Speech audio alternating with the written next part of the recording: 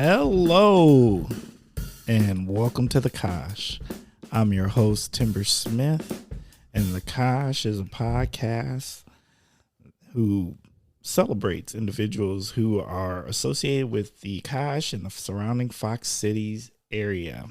Yes, I screwed that up. I totally was reading it, and then you know what? I'm gonna be honest with y'all. I'm at this point in life that if I don't print things large enough, I can't see them.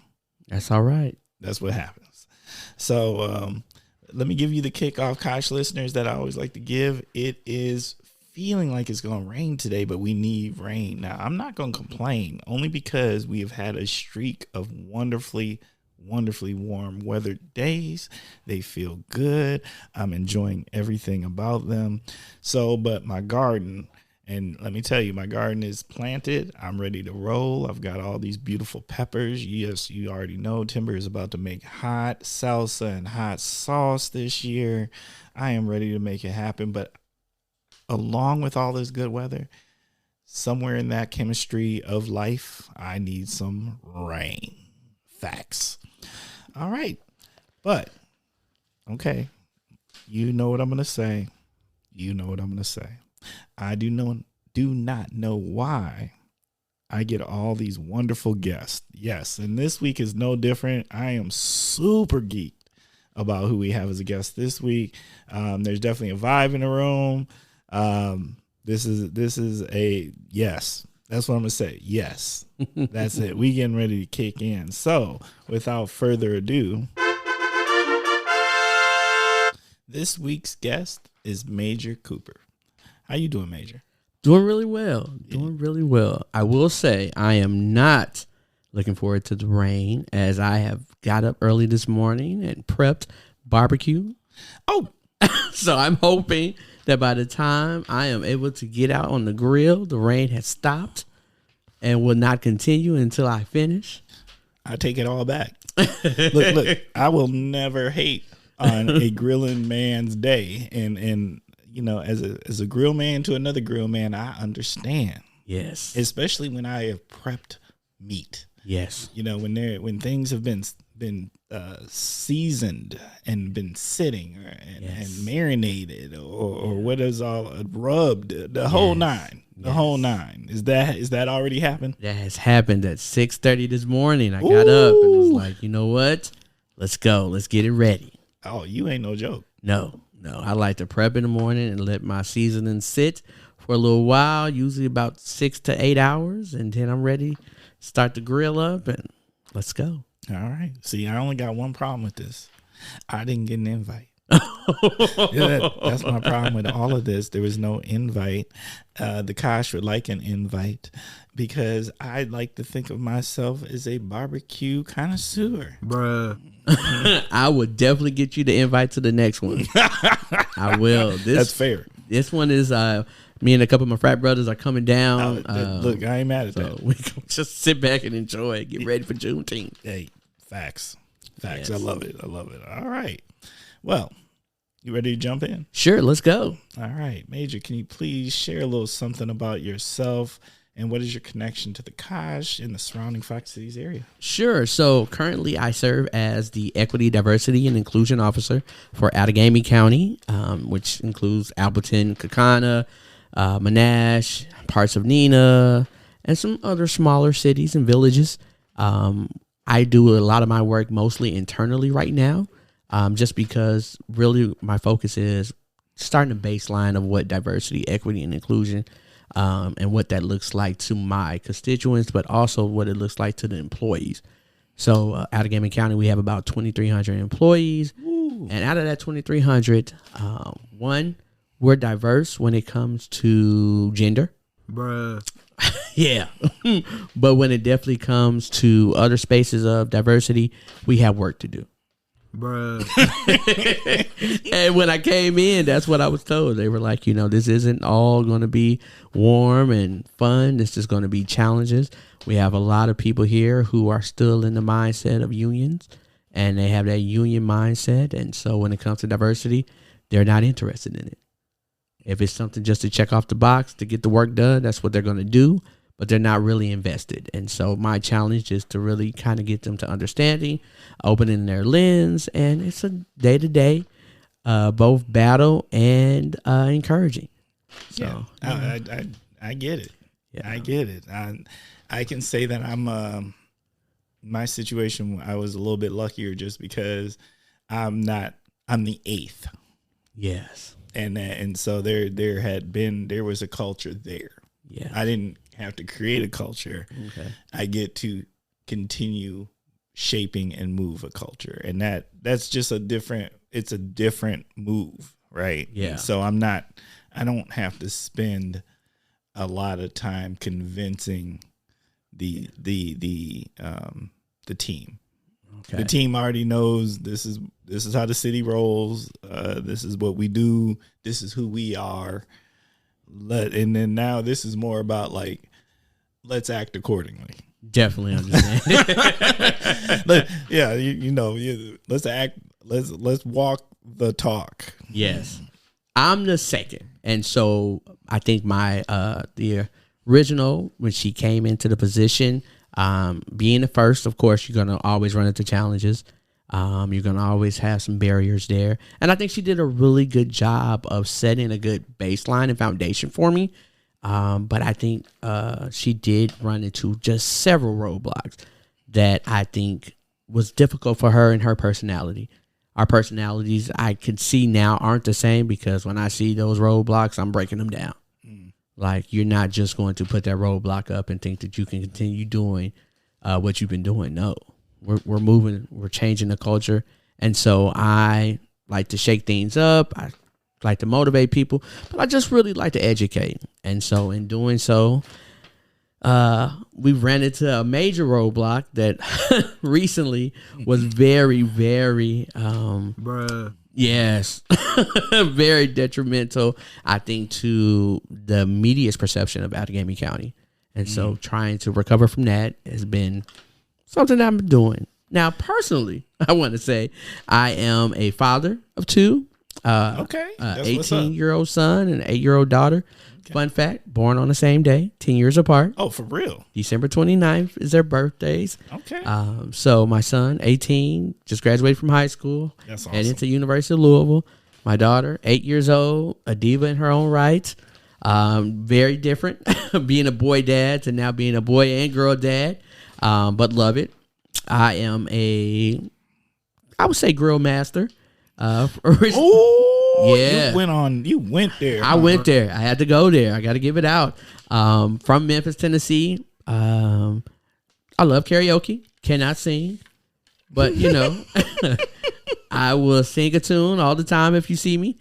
I'm a brother and hopefully a future husband. So, okay. Yeah. Somewhere in the works. I always think that God brought me to Appleton for multiple reasons. And I think hopefully one of them will be my wife is somewhere in the Fox Cities. So, yeah. Got to put that out there. Hey, look, you done put it out there to the public. Look, don't blame me when everybody, because there's definitely single ladies out there. Well, I'm looking. Yeah, okay. Okay, look. This is a first for the Kosh. Yes. I think this is a first for the Kosh. I love it. All right. I love it. Okay, cool. Let me ask one more question. Sure. Siblings? Yes, I have 3 older sisters. I am the baby of 4. Ooh. Yes. Bruh. Yes. And even with me just turning 40, I still have to call and check in with at least 2 out of the 3 every week. And if I get quiet, they call. I am moving into a loft from my apartment here now. And yesterday I had to do a walkthrough, and I'm thinking I can just do my walkthrough. And no, both of my sisters were like, call us on Duo. We want to see it. I said, there's nothing in here. Walk us through it. And they're catching things that I'm not catching. Well, did you ask about that nick in the wall? And what's that stain right there? No, turn the camera back around. What's that stain? Look, Write that down. Virtually. They ain't even playing. No, not at all. And they know what day I'm moving in, and they're coming up. So let me just go on in. That's why I got to get married. so that they can trust that me and my wife are gonna get it done. Okay. Oh man, that wife gonna have an interview process. She's gonna have an interview process. She gonna. That's gonna be a tough one. No, I got her. We got this. You got this. Huh? We got this. We a team. We a team. I love that. That's for real. For real. Yes. Okay. All right, we're gonna jump into the first segment. You ready to jump into I'm the ready. first segment? Let's go. All right, the first segment is called "What in the World is Going On With?" And that is where you start with the phrase "What in the world?" and then you tell us what's going on in your mind. All right. So what in the world is going on with this Trump indictment? Bruh. Like, on the one hand, why do all these people have secret documents? Because it's not just Trump. When you think about it, they're talking about Biden has some, Vice President Harris has some. I'm like, did everybody just go in the White House and just start picking what they wanted? You know, are we sure that the Declaration of Independence is actually where it needs to be, or is it in somebody's basement just chilling? You know, does Hillary Clinton have some documents in hers? So I think for me, one of the things is, okay, let's see what this indictment happens. Let's see if we're going to see Donald Trump actually walk into someone's jail.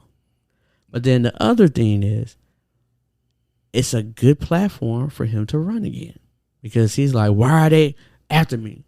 Well, that's his go-to. I mean, my man's been a victim, period. Yes. He's been everything. He's been a victim since, and no matter what happens, he a victim. That man, when he was winning, was still a victim. Yes.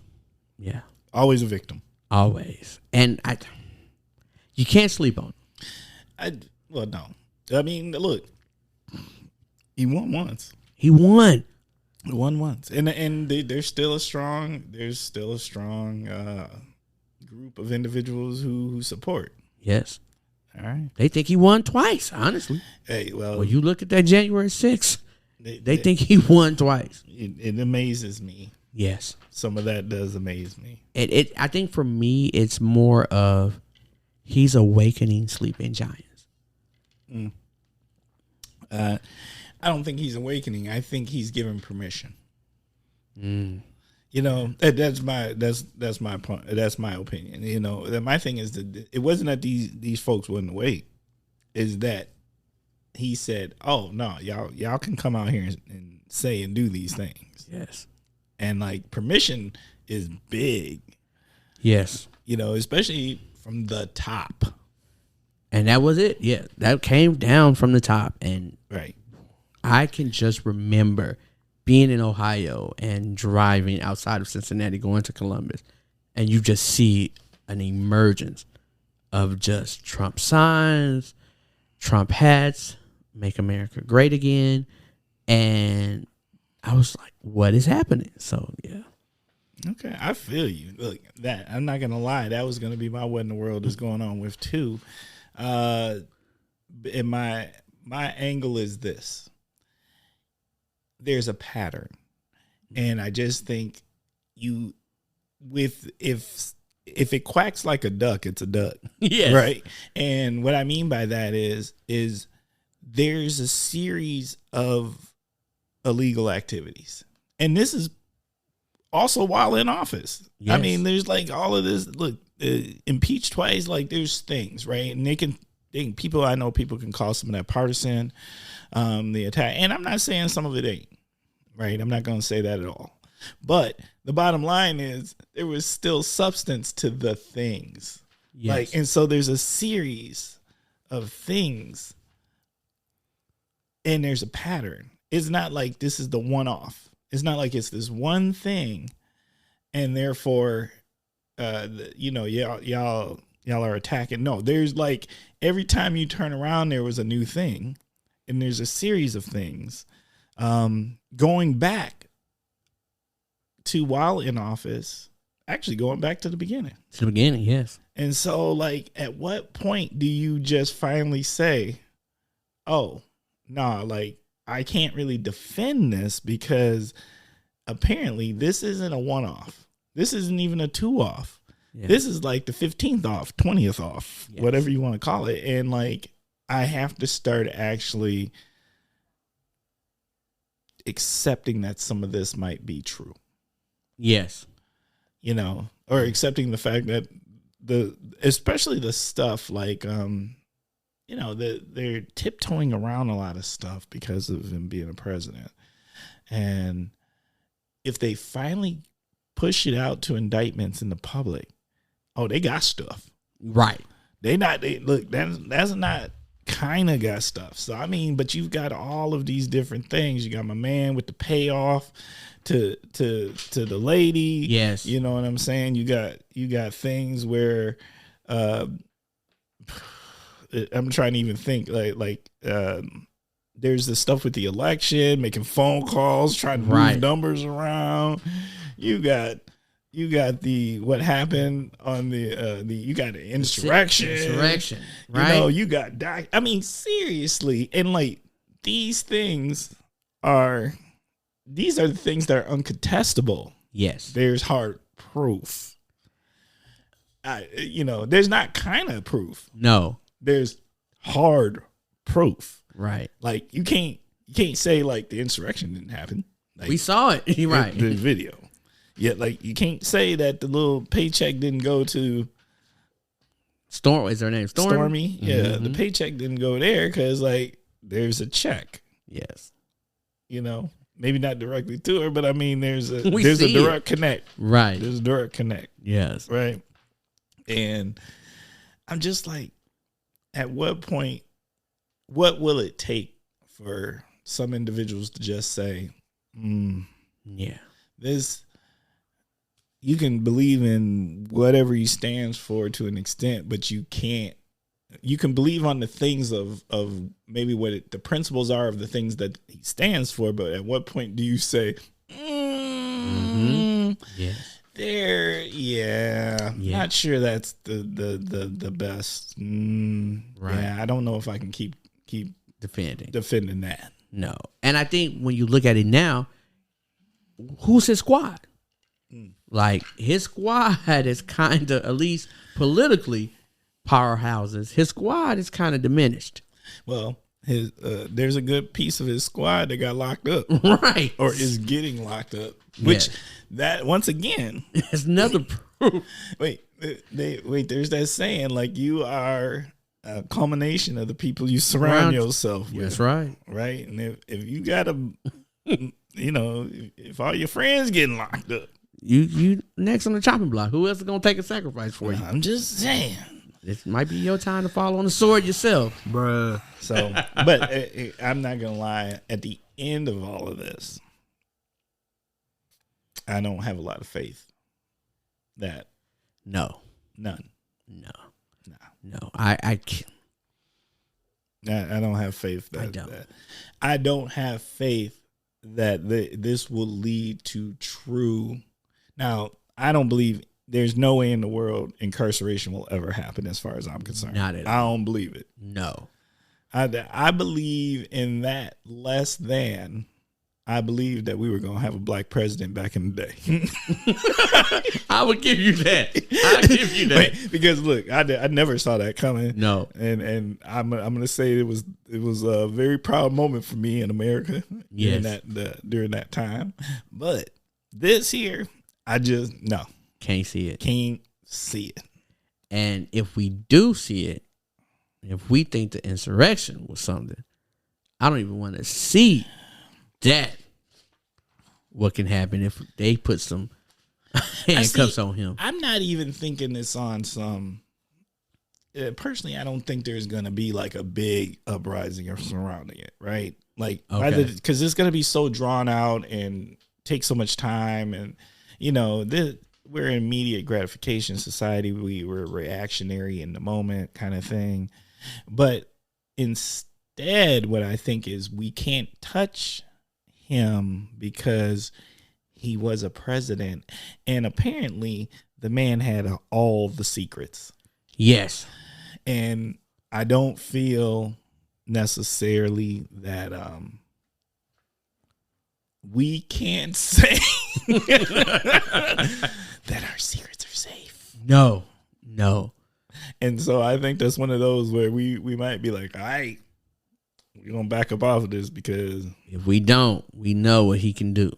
yes, that's just my feeling because there's a reason yes. for the protection and the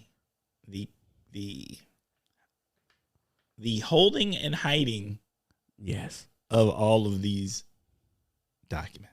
Yes. That's just where I'm at with it. I can see that, yeah. And so like I'm like, right. Yeah, nah. Yes. So that's it. Oh. All right, man. You know what? I'm going to say this is another Kosh first. I can't say that we've ever gone down a political rabbit hole quite like this before. Yeah. But I loved it. It's these times. It's the times. It is the time. I'm not going to lie. It is a what in the world is going on with to that. Yes. Bruh. Okay. All right. You ready to jump into the next segment? Let's go. Next segment is word associations. This is where I'm going to say a word, and then you're going to tell us what's on your mind. And let me tell you, here on the Kosh, we like to kick off with the word, the unifying word, the word that bonds us all, food. Oh. Yesterday, I went to a nice place in Menasha called Chicago House of Hoagies. Oh, bruh. Facts. First time visiting. I had saw their anniversary post on Facebook and was like, wow, I'm going to try it. Went down there, got me some Southside French fries, which had the Chicago mild sauce on it, which I love. And then I got this hoagie. I think it was called the Kelvedere. And so it was a sweet and spicy hoagie. Never had a hoagie before. I'm thinking of hoagies off the Cosby Show. Bill Cosby used to always go get them hoagies. He's like, hoagies. So I'm thinking it's like that. And I got home.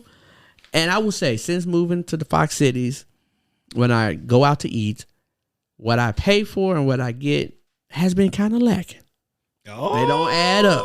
It ain't adding up. It ain't adding up. It ain't now coming from the South. I know it's not going to be the same. Well, the quantity ain't going to be the same. Yeah, the quantity's not. It doesn't add up. $14 for. Oh, okay. But when I tell you I got home, and now just leaving out, the bag was kind of heavy. And I'm like, well, it's hot. Maybe that's it. When I get home, it'll be cooled off. No, still a little heavy. I opened that package up of that hoagie and was like, oh, this is a real deal. When I say delicious, when I say I'm still full. Still full. And I ate that at 5:00 in the afternoon. Yes. I will be back. Yes, you will. I will be back. Delicious. Yeah. Okay. I know about the House of Hoagies. Yes. Yes. Definitely Fox City. You got it right there. I'm going to give a shout out to my man, Ro, who took me. Okay. About a month ago. I had never been there either, but I knew about it. Okay. Right. I knew about it because, there's a family there. Okay. And what I mean by family, there's folks who are helping.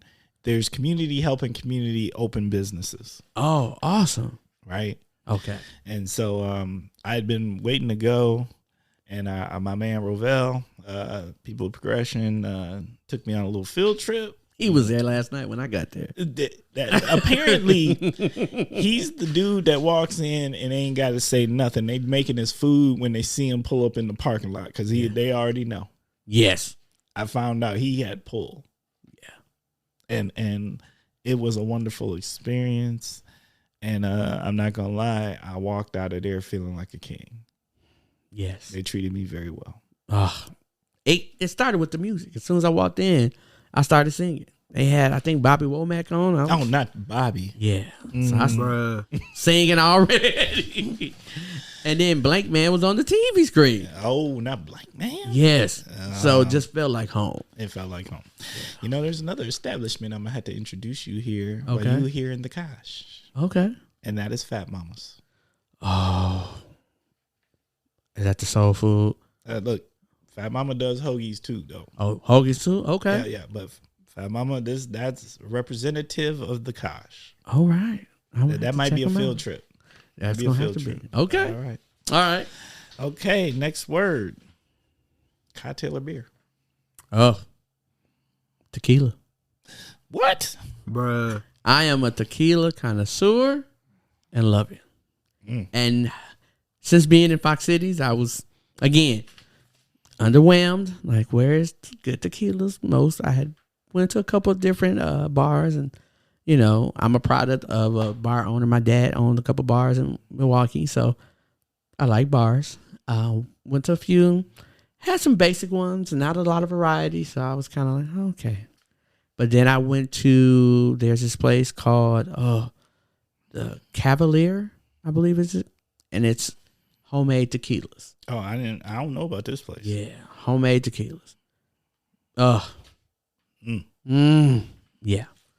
See, I can't do me and no. And that I like it, but me and them. Yeah. But then again, I've got a thing for all liquors that have names like people. I don't mess with none of them. Okay. Because look, Jack don't do you right. Okay. Jose ain't gonna do you right. Jose not gonna do you right. Now, all of those with names like that. But you know, now people are venturing out. You gonna see a Hennessy coming up lately. You gonna see a Crown Royal coming up. You know, these names are coming up. Yeah. Oh no, they are here firmly. They are in the establishments. That's actually how you know that might be the secret green book. Oh, okay. Might be the secret green book. Yeah, I might not know what I'm really saying, but I'm saying something right here. You know, if the establishments have those and they look more than they are less than half full, that is telling you things. That is it. That is it. Secret green book. Secret green book. Okay, that's what's up. Yes. Concert. So I am looking forward to a few. New to the area. I'm really looking forward to Mal of Music.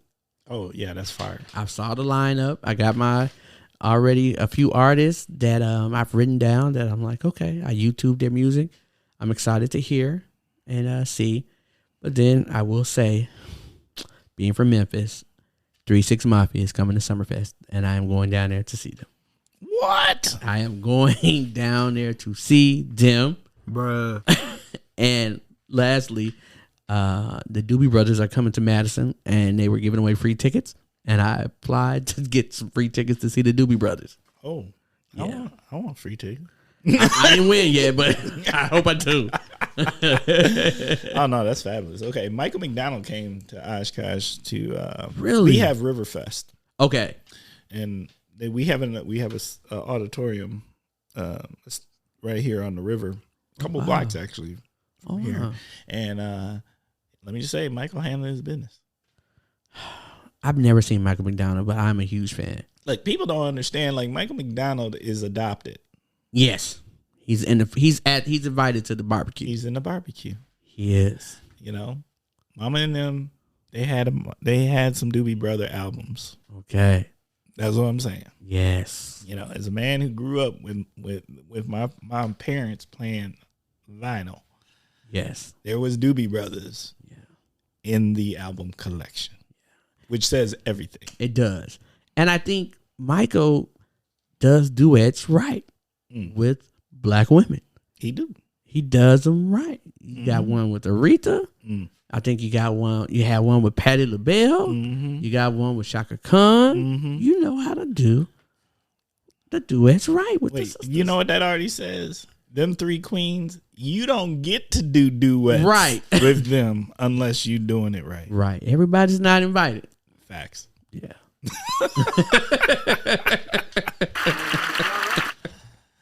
All right. Streaming. So let's talk about it. Netflix, what y'all doing? Uh-oh.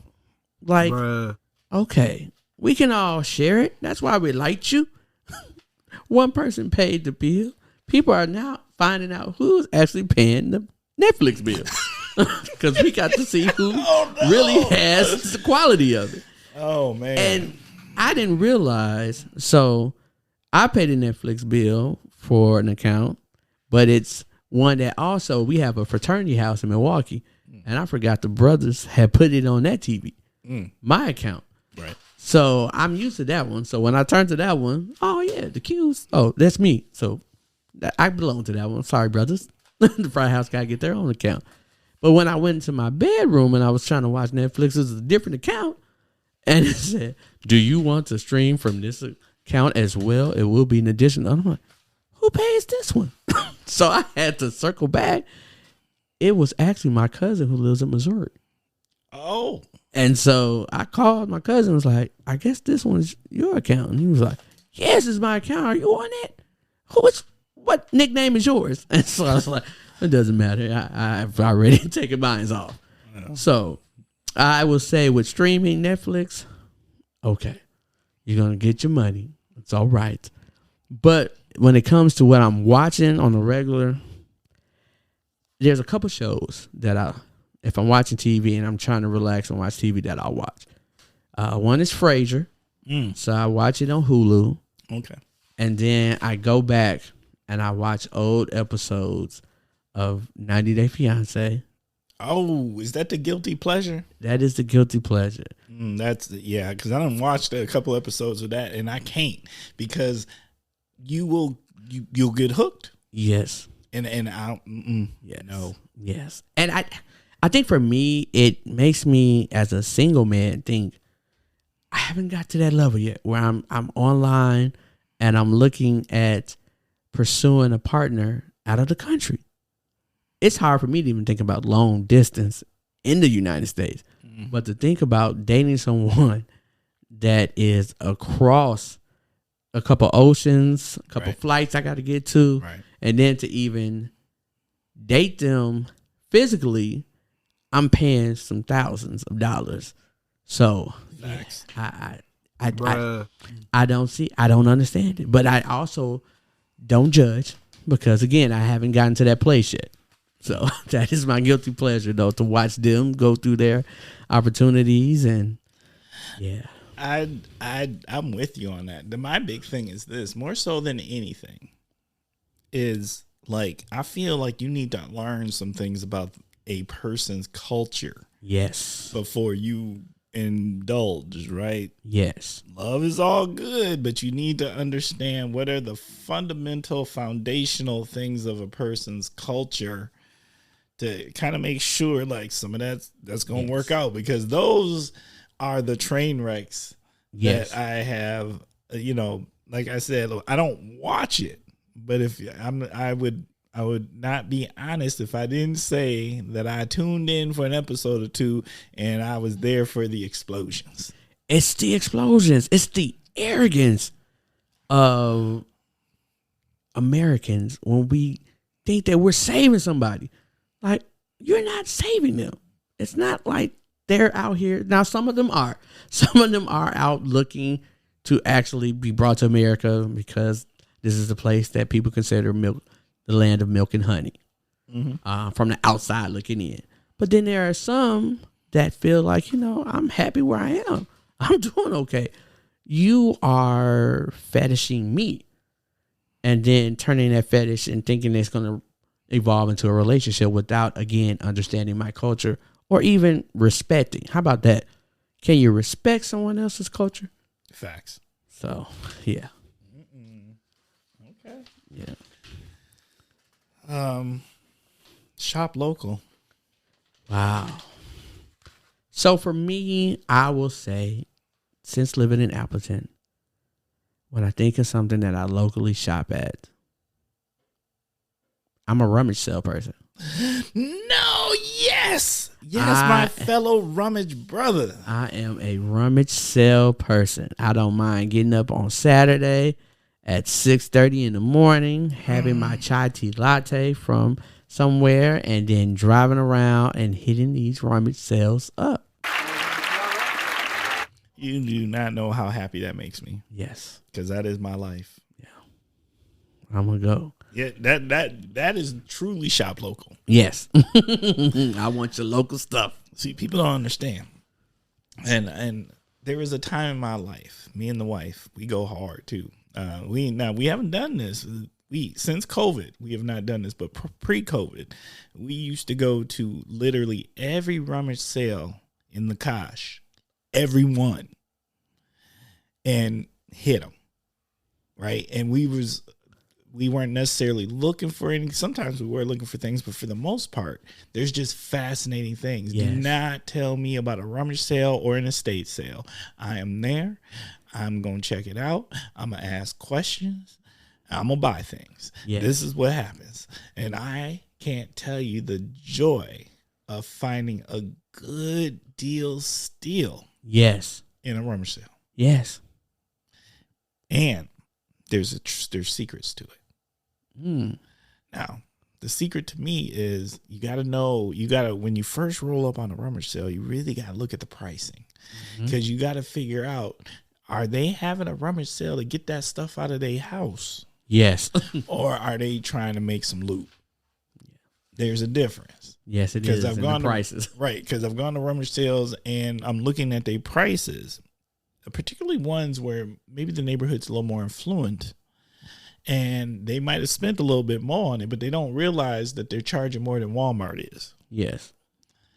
But then, also in that same neighborhood, there is some parents who are like, let me get this out of my house. The kids done moved out. They done graduated from college 10 years ago. I still got the Sega Genesis and 32 games and this, that, and another. And I'm going to sell it to you for $5. And wait, if you give me another $1, I'm going to give you the other 10 games, because I just found another box last night while I was digging around. Yes.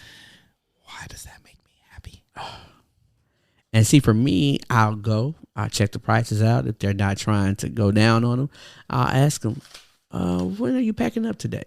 What time are you packing up? And then I'll circle back around that last 15, 20 minutes. So you're telling me that you don't want to give me that for $5, but you rather then just drag it back in the basement? Mm-hmm. And they'll think about, you're right. Give me $5. Give me something. And I got it. Brilliant. I love the circle back strategy. I've never thought about that. Mm-hmm. Now, I will go late to rummage sales. Okay, yeah. And try to, that's the other thing. You got to figure out, are they willing to put it back in their house? Yes. Are you willing? Because the rule of thumb usually is, once it leaves the house, it shouldn't go back in the house. No. Not at all. No. I got a lot of good things because of that. I'm going to look. You taught me something today. Yeah. There it is. Yes, I'm gonna have to invoke that strategy. Yeah. That is a fantastic rummage strategy. Yes. Kosh beware. Kosh beware. Diversity. Challenging. I think this is the first place where I've lived. And it's been a struggle to find a community. And I say that in the saying of Fox Cities is huge. So it's, when you think of diversity, we're spread out. You got Oshkosh, you got Fond du Lac, you have Sheboygan, you have Green Bay, you have Appleton. So you don't have to just have one central location where all of the people can be. So it can be challenging to find your community. Small pockets. And, it depends on your role as well. It depends on your background. It depends on what you're looking for. So you have to be open. Sometimes that's a challenge within itself, because you want to be open to venturing off and opening yourself to going. And I'm a person, because of my career has taken me so many different places, I'm used to going out by myself and having a good time. But you want to go places where it's welcoming. And so that has been a challenge. So when I think of diversity and I think of Kosh and Fox Cities, it's a challenge, right? And I've lived previously in Green Bay. And so there, I think it was more opening. I found a community. But again, at that place, I was working at University of Wisconsin, Green Bay. Right. And the time I was there, when I got there, it was Packer season. So it was more inviting. Everyone was welcoming, That's because they thought you was a Packer. More than likely. No. Probably so. Probably Wait, so. No, that's a thing. Yeah. You know, that's a true thing. Like when I first came to the region, and if you were black, a black male, and you went to somewhere like the mall, that was a thing. That was not uncommon. People would ask questions. Yeah. You play for the Packers? Mm-hmm. I'm 5'10" and 135 pounds. Right. What do you think? I'm on a practice team? That I have been asked that. Yeah. You got some tickets? Can you get us tickets? No. So when I think of diversity, I think of a challenge, but I think also opportunities, right? I think we're here, we're there. When we get together, I think it's more a family reunion. So when we had the 365 Leadership Conference, it was a family reunion. I was like, but then I leave and think to myself, why didn't I get more business cards? Why didn't I? I'm just so happy to see us and talk to us that I think, oh, my cup is filled. But I want 2 weeks later, I'm like, what was their name? So, yeah. What I will say is, as somebody who's been here for a really long time, there's lots of community. And you find where you fit and you hold on to it. Okay. And you just make sure you show up. Because we here. Yes. In all sorts of spaces. But sometimes it does, what I will say is the initial work has to be put in to say, I'm not just, this relationship isn't just a professional one. This is one that for helping to keep my cup full. Yes. This is for other reasons also. So I think it's important there's an effort that has to be made. Yes. And to show up and to do a good job. My weak point in it is I don't do a great job of staying in contact. Do a good job making contact. Okay. Not so hot on the stay in contact. So the best relationships I have are those people that hold me accountable and keep calling me. Okay. And then I'm like, and because I'll pick up. It ain't a matter of not picking up. It's just a matter of not getting lost in the hustle and bustle of life. Understandable. Like that. Yeah. Okay. All right. Last word. Community. Beautiful. Beautiful. I think we have so many, like you say, different pockets of people in the community doing the work. And so how do we align? And, for me, I love being a bridge builder. So how can I put people in connection with other people?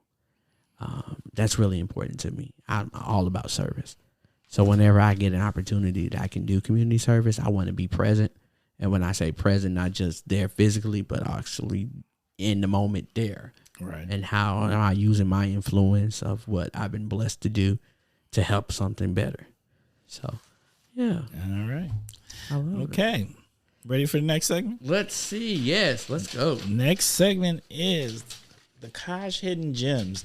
This is your opportunity to tell us about something that you have found in the community. It does not have to be the Kosh, it can be the Fox Cities, but something you found that maybe everybody doesn't know about, or maybe everybody knows about it, but they don't know about this particular thing.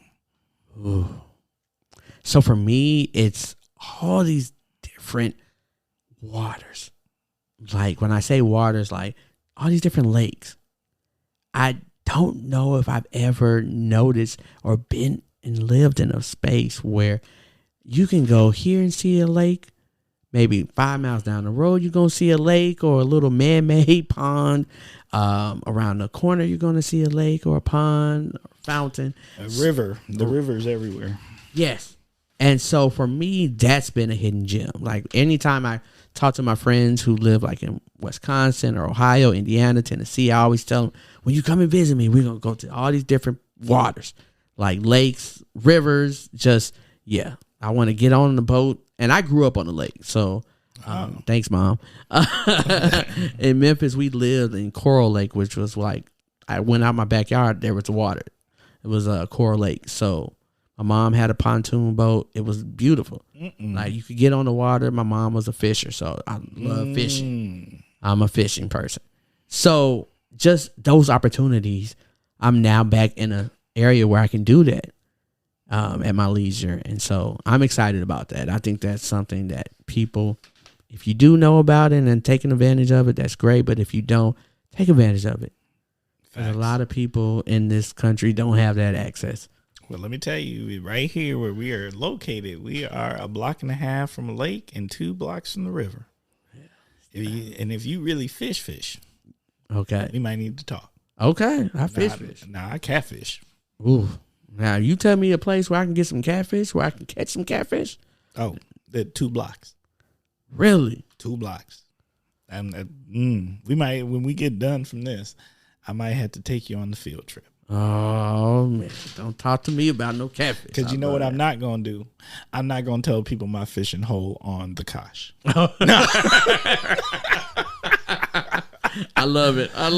And that's real fisherman stuff right there. Yes. I'll tell you places to go fishing. I'm not going to tell you my fishing hole. Yeah.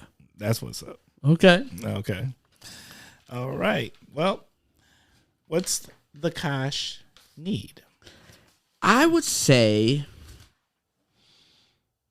for me, I think it would be nice to have a sober bar. Ooh, you know what? Bruh. I think the same thing. Because everybody doesn't drink. And I think we assume it, and you kind of... A non-alcoholic bar. A non-alcoholic bar. A non-alcoholic, I call them churches. A non-alcoholic church.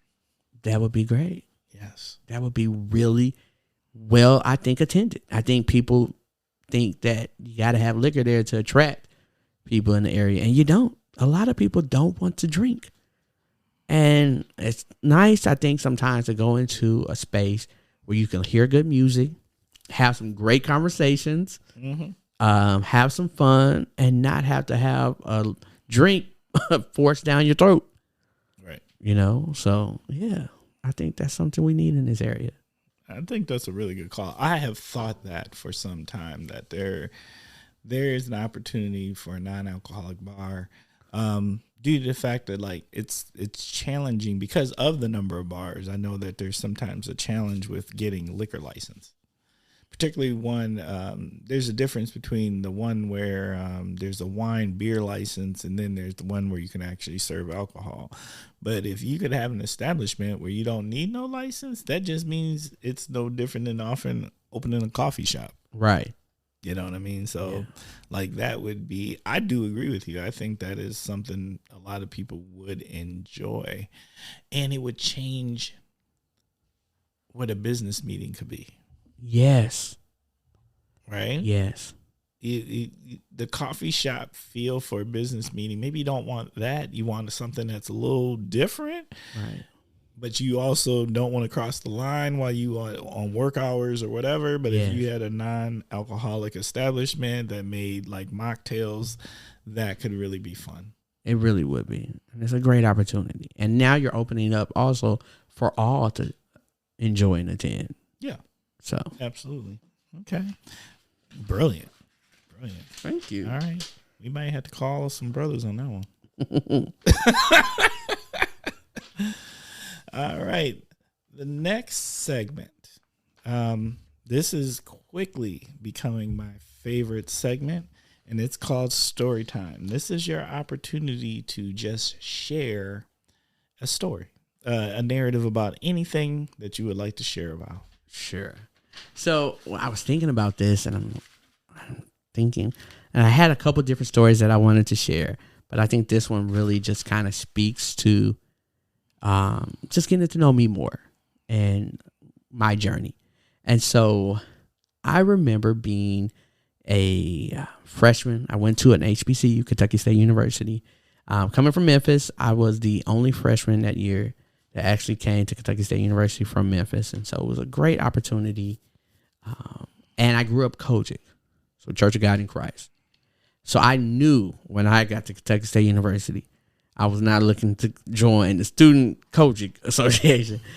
We didn't have one there. We had a couple different religious-based organizations. And so I joined Baptist Student Union. And it was just really an opportunity of me finding more about being proactive in my spiritual life. And so that helped me. And so I remember homecoming coming along, and I'm super excited. Like, oh my gosh, my first HBCU homecoming as a student. Like, you know, in high school, we would go, because I was in the marching band, we would go and march at other colleges' homecoming, like University of Arkansas, Pine Bluff, Jackson State, Tennessee State University. So I had been to HBCU homecomings, marching in the band, but then getting on the bus and leaving. But this, I was actually able to be in it. And that year was a good lineup. We had Donnell Jones, Sunshine Anderson, and Juvenile. Well, Yeah. that's a mix. Yes. So I'm like, okay. And I remember the Baptist Student Union said, hey, we should have an alternative homecoming. And I was like, Bruh. what? Alternative homecoming? Are you serious? I'm like, this is my first opportunity to kind of go. Now, true, when we had parties on Saturdays, the Baptist Student Union would have an alternative game night. So most of the times on Saturdays, I didn't go to the parties. I would go to the game night at Baptist Student Union and, you know, play Monopoly or Uno with my fellow Baptist Student Union members. But I'm thinking, homecoming, what? So 2 things happened at homecoming weekend. We put on an alternative concert. We had some good people there because we were able to secure some funds because our student fees pay for homecoming. So we actually went to a student government meeting and said, hey, we would like to solicit some of these funds for us. I mean, we're students here too. Right. Of course, I was in the back at that time. So I'm like, oh, I definitely don't want to be one of the people in the front saying we want to take money from homecoming to do this. But we were able to bring Mary because they were just starting out. So they were a little bit more affordable. So we had Mary. We had this other female group called Rihanna. And then we had BBJ. So we had a nice concert. I was kind of sad I missed to see Juvenile and Donnell Jones. I'm sad for you. Yeah. So that was one part of my freshman homecoming. The other part was Friday. I took Cal 1. So calculus. Dr. Ham. I went on my way to class on Friday, and again, freshman student. I think I was the only freshman. Was I the only freshman? I think I was the only freshman in that class. And some of the other students stopped me. It's like, man, are you going to class? Because it was noon. It was 12 to 1, Monday, Wednesday, Friday. And they were like, you going to class? And I was like, yeah. And they were like, you don't go to class on Friday. Ain't no class on Fridays. It's homecoming. So I'm thinking, oh, okay. We ain't got class. Cool. So I'm hanging on the yard. Yeah, no, we had class. Nobody showed up. I'm getting ready to go to the football game on Saturday. Leaving out of my dorm, I see my professor, Dr. Ham. Bruh. He said, Mr. Cooper, you can come on around here. I went around. Half of the class, he had rounded up. Oh. Yeah. We had a 30-minute class.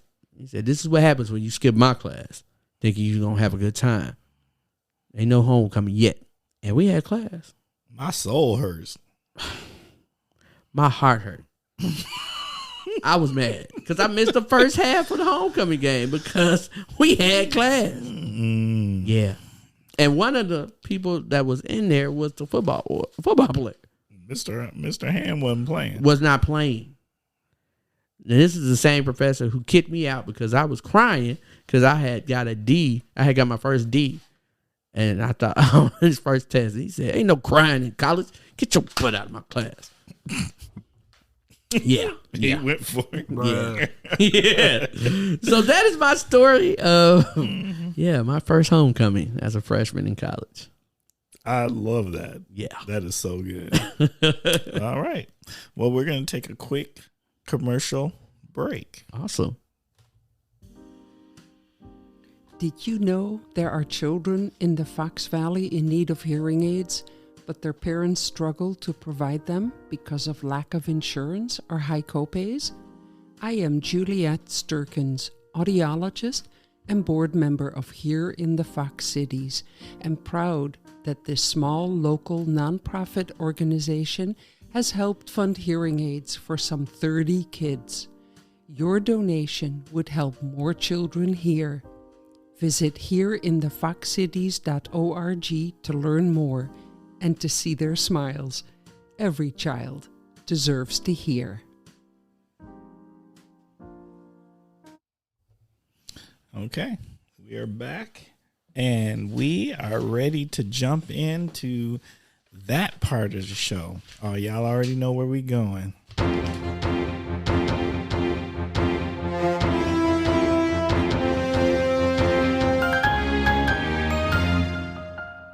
It is time for the topic of the week. The topic of the week is chosen 99.9% of the time by the guest.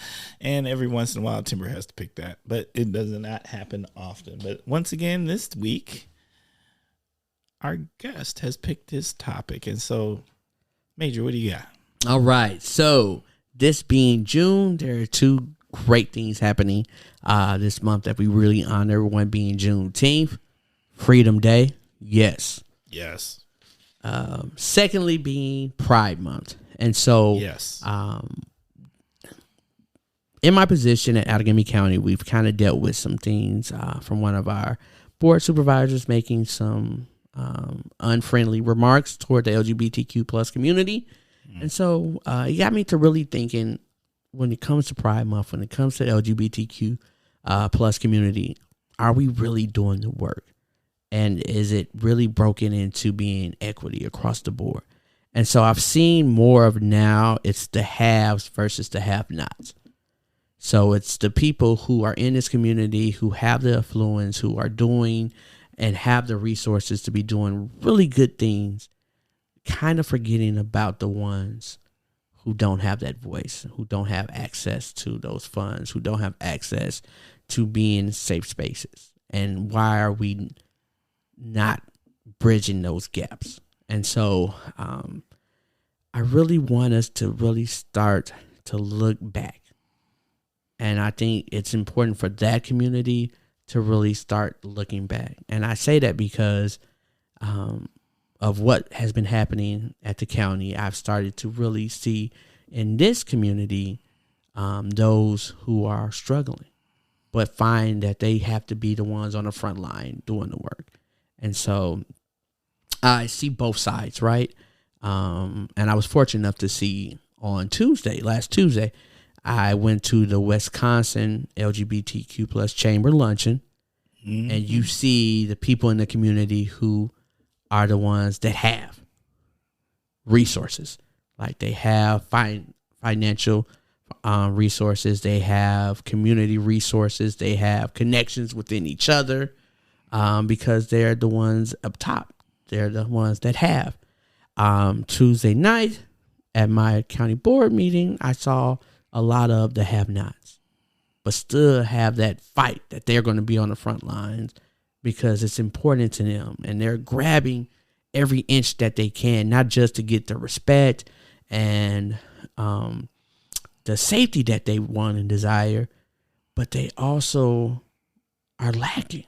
Right. So they don't have sometimes a safe space that they can call home that they go to. They don't have sometimes equitable opportunities to find quality food, to find quality living quarters, to find quality jobs that can help them sustain and take care of themselves. And so I want to try to help bridge that gap.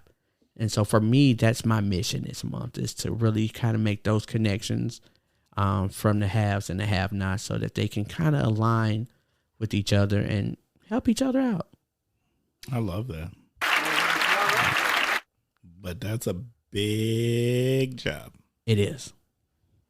It is. But even if I can just get them in the space to have the conversation, I think is a win. Right? Now, is it going to be an overnight success? Probably not. Oh, no, it's slow. It's going to be a slow walk. I think sometimes, though, and what I'm going to say is, like, I think each community and what is the Fox Cities and each community is in a different space, right? And where they're connecting. So there's definitely spaces where what you're talking about, that's definitely exactly how I see it. And then there's other spaces around here where I do see those connections being a little more connected, where there's not as much separation because of maybe they've been established longer. There's people who identify in these communities who have influence, and therefore they are influencing. But you make an amazing observation that's needed. I think the challenge is every community is in a different starting point. Yeah, it's where do we you got to meet people where they're at. So where do we meet them where they're at to move what you're talking about forward? Yeah, I think you got to meet them in a space they both have influence of creating, right? Because for me, I'm an ally. So I need to be invited into the space. Yes. To have the conversation. Yes. So this is just I want everybody to take the time to think about it. If you are an ally, you can't just walk into a community that you're an ally for and think that you're going to be welcome. Sometimes as allies, we have to first be invited into the space. And then second, know your role. Sometimes your role is sit down, shut up, and listen. And sometimes your role may be as an ally, you're going to be on the front line, or you got to, what resources are you bringing to the community? And sometimes you're not going to be invited in the space. And sometimes you're not going to be invited into the space. And that is okay too. That is okay too. Facts. So first, my thing is, I want to be invited. And if I am invited, let me use my resources to either create a space for them to come together or sponsor a space for them to come together and then bring them together. But then also, I think one of the things that I have to make sure that I acknowledge is there may be one side that is open and the other side may not. And it could be because of multiple reasons. And they don't have to explain those reasons to me. I want to somehow, if I'm invited, provide that space for the conversation to happen. And if I can't provide the space, let them both sides know there's an opportunity and I don't mind being in that space and holding that space for you. And if that means I need to get out once they get together, I don't mind getting out. I've worked with this community in several different spaces, and I've seen where when they come together and they gel, it's a beautiful thing. It's a beautiful thing. And I think because of my background working in higher ed, I've seen the have-nots who are the ones fighting without the resources. Right. And then when I see them get the resources, the fight is expanded because the resources don't always be financially. Sometimes it's knowledge-based resources. Big time. Sometimes it's mentoring. Sometimes it's pointing them in a direction so that they don't make the same mistakes that the ones that did when they were on the other side of the have-nots. And then you have those forgotten voices, right? So when we think about the LGBT community, you see also there's a difference in that community where you have the majority LGBTQ plus community and you have the TQPOC, which is the trans queer people of color in that community who are sometimes not even invited to the space that they're supposed to be in the community of. Bruh. And that was a huge one for me to see that gap. You know, I was in a space at a university that I worked for and I oversaw an LGBT community center. And I noticed, wow, it was very one majority. And when I got a chance to have a conversation with someone who was of color, a people of color, they told me, I'm not invited in that space. That's not a safe space for me. Even if I'm in that community, I'm not invited in that space. I don't have a voice in that space. So, yeah. It's definitely, as an ally in my position, I want to be able to, if I can, bridge that gap. Yes. So I'm with you on that. yeah. What I actually kind of would like as an ally in that space. You know why I like this conversation so much? Because we both are in the work. Yes. And my thing is this. I need to be involved before there's crisis. Yes. My thing, that's where I'm at. Like, I can't just show up for crisis. Yeah. I want to show up for strategy. Yeah. And assist in strategy. And that's tough because of all the reasons you've just listed. Like, I do not assume trust. Yeah. You have to earn trust. You gotta earn it. And it takes a while. Right. That being said, though, I want to be able to be part of strategies that will help prevent crisis. Yes. Right. Where it's not, we're not all of a sudden this really bad thing happens and all of a sudden there's bad actors involved and now safety has been compromised and hair is on fire and now we're all scrambling to try to fix. I want to be part of the strategy to keep us from, hopefully, which you can't fully avoid. I'm not trying to pretend or paint a picture that you can, but I do think there's opportunities to move in such a way that you can avoid some of it. Yeah. I definitely understand that. And, it's about being proactive, right? And not being, reactive, and being on the side of how are we being proactive and creating those strategies. I think sometimes for me, what is, because I'm always being in this work, no matter what community we're in and we're invited into as an ally, we're going to always look around and tell whoever's in leadership of that community to read the room, right? Mm-hmm.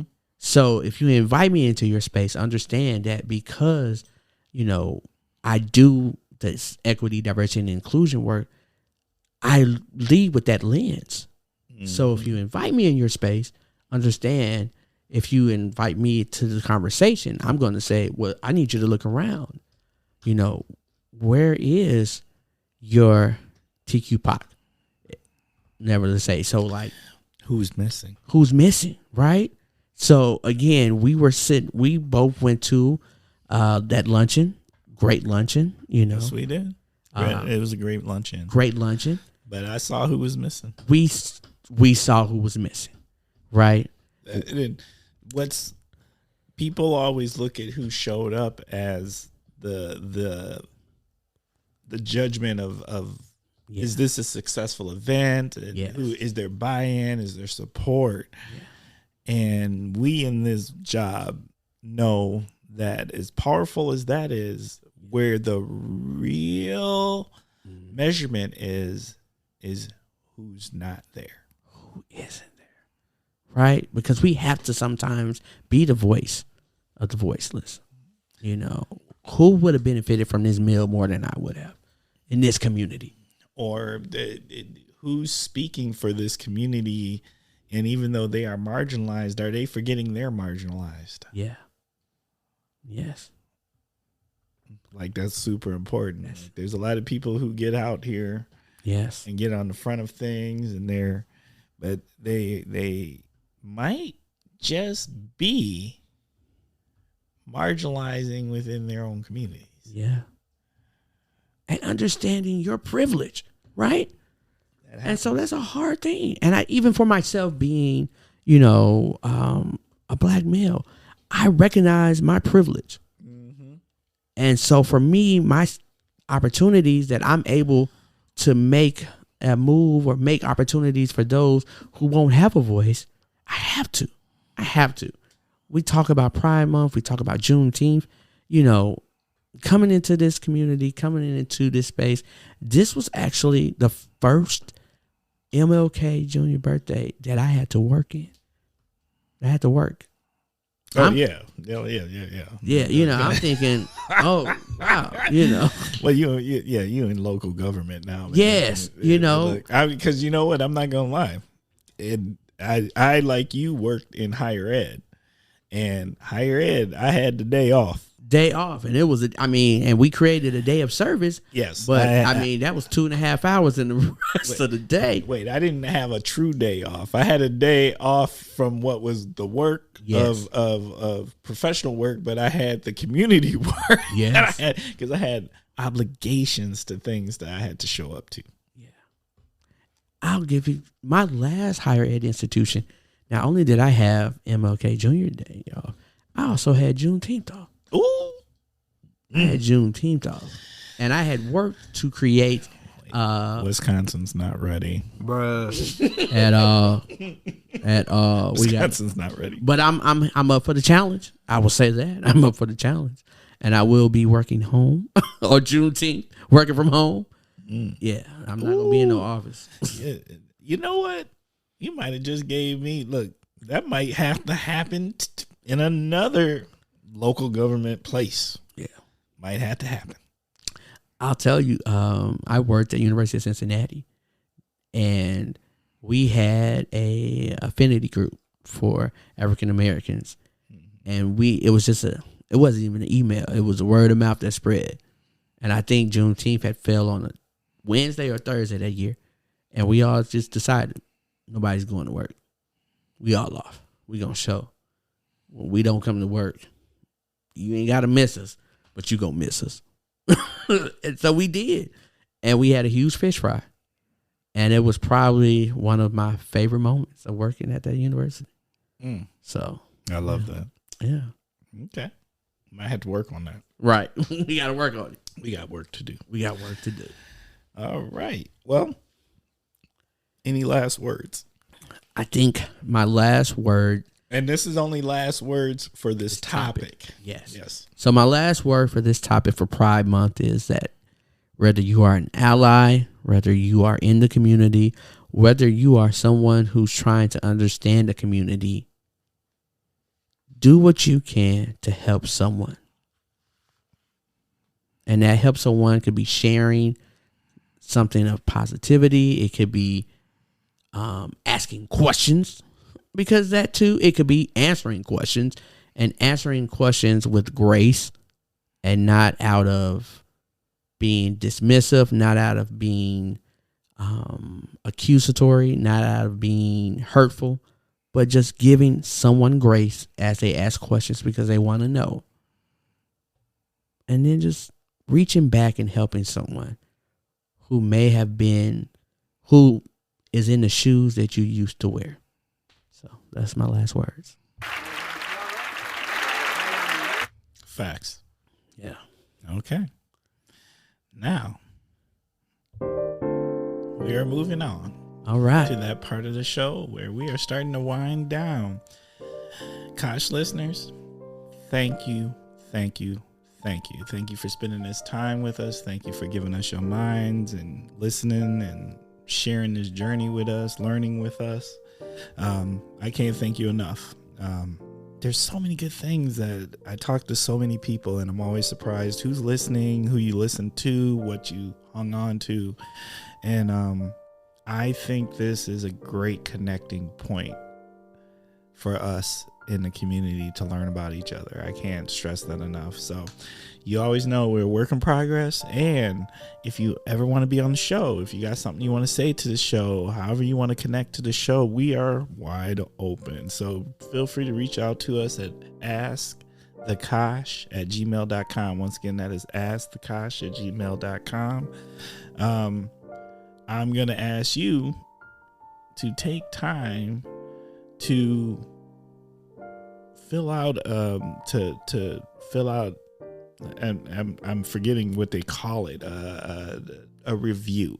Fill out a review, subscribe to the podcast, help the podcast grow, help people learn about us.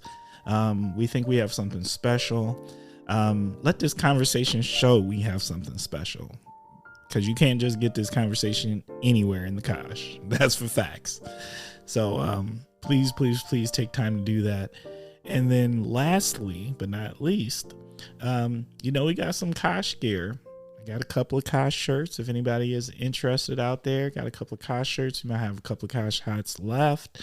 Feel free to email us at askthekosh@gmail.com. I think right now I've got some XLs, I've got some smalls, and I might got a couple of mediums if anyone's interested. And you know why? Because nothing says local like the Kosh t-shirt. That's it. Facts. That is big fat facts. All right. So now it is truly my favorite part of the show. Major, you ready? I'm ready. All right. It is shout out time. Shout outs. Okay, what shout outs you got? So first off, let me shout out the Kosh Podcast. Ooh, thank you for doing the work in the community, for your bridge builder within this podcast. You're educating us on things that we don't know about in this area, things that we need to take advantage of, things that we need to know. So shout out to you and this podcast. Secondly, tomorrow we celebrating Juneteenth in Appleton. Shout out to African Heritage Incorporated doing the work. Been doing the work. Oh, 25 years. Staples in the community of doing this work. I'm super excited to just take part, be there, be in the space, be present and support and have a good time. So I'm shouting them out. I also want to shout out just all of the leaders that are doing the work within Fox Cities. There's a lot of work to be done, but there's also people who are in the trenches doing the work. One organization that I will shout out is Diverse and Resilient of Appleton. They are really entrenched in helping, guiding, empowering LGBTQ plus, not only youth, but also adults. And so they do this out of love and grace. And so I want to shout them out too. Now, you done took some of my doggone shout outs. That's all right. Because I'm still going to shout them out. Instead, I'm going to go ahead and shout out Laura, Dr. Bola, and Dr. Robbins of African Heritage Inc. because they go hard. Yes. And thank you for everything that you've done in the community for a long, long time. There's not many who do it better, if any, that do it better. Okay. And that's just the truth of it. I want to send a shout out to Andy. Andy is my new partner in crime in my workplace, our communications director. Yes. Just doing amazing things and just giving such a special lens to everything. The work and everything else associated with communicating. I'm learning a ton from her. And I like to think that we're learning from each other, but I'm going to be honest, I might just be learning from her.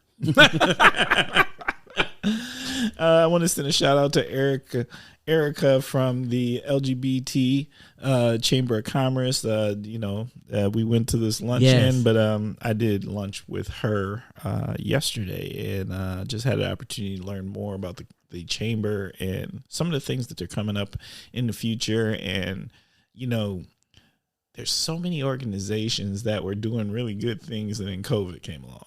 And now everybody's starting to restart. So I want to give them a special shout out to their restart. And now there's a representative in our region. And so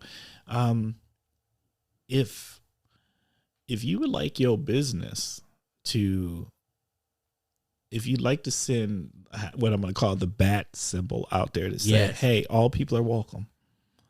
The LGBTQ, you are welcome to do our business. The chamber is a great place to reach out to and figure that out. Yes. All right. Shout out to Tammy McLaughlin over at I'm just having these moments. I feel like I'm having the age thing today where things aren't quite clearing. Tammy McLaughlin is our director of our refugee organization, and why is this organization name not going to come to me? Nonetheless, she did our podcast that we just kicked off for the city called Appleton Engaged. I'm super proud about this new thing that we're kicking off. That's awesome. I am super happy that she was our first guest, and it is a amazing first episode. So feeling good, but much like this podcast, it's a work in progress. That's all right. We're learning. That's all right. All right. I'd like to send a shout out to Lisa from the MCC, the Multicultural Coalition.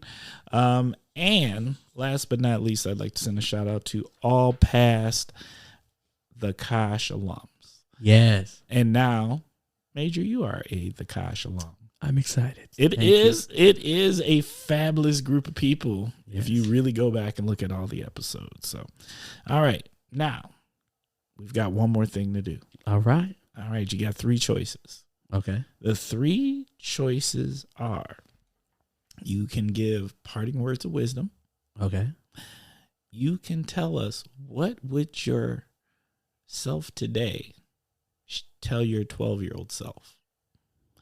Or option C, much like a multiple choice test. Okay. All of the above. I'm going to do all of the above. All right. That's what we're talking about. All right. So I'll start with some words of wisdom. Always remember, it could have been you. So use your voice to help someone else. And then secondly, I would tell my 12-year-old self, lean into that name. Because I really didn't understand the power behind being named Major until I probably got out of college.